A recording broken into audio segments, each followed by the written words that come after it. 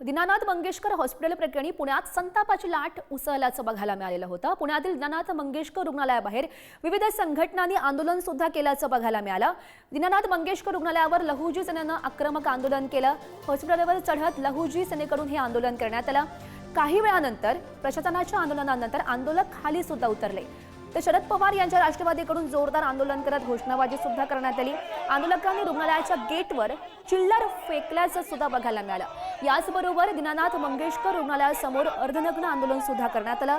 सत्यशोधक बहुजन आघाडीच्या कार्यकर्त्यांनी हे आंदोलन केलं आणि रुग्णालयानं लता मंगेशकर यांच्या आदर्शाची माती केली असा आरोप सुद्धा या आंदोलकांकडून या दरम्यान करण्यात आला। ही तीनही दृश्य आपण बघू शकतोय। पुण्यात खरं तर 2 दिवसांपासून ही संतापाची लाट उसळलेली आहे। रुग्णालयाबाहेर हे आंदोलन केलं गेलं, 3 ही आंदोलनं आणि त्याची ही दृश्य।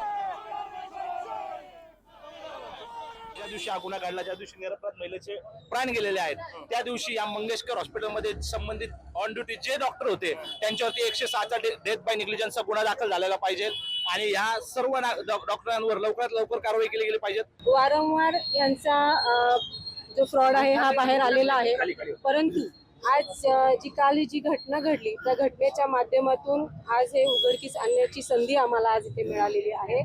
यांचा जो मुजोरपणा आहे हा थांबला पाहिजे। तात्काळ तिथले जे डॉक्टर्स होते किंवा जे अधिकारी होते त्यांच्यावरती गुन्हा दाखल झाला पाहिजे।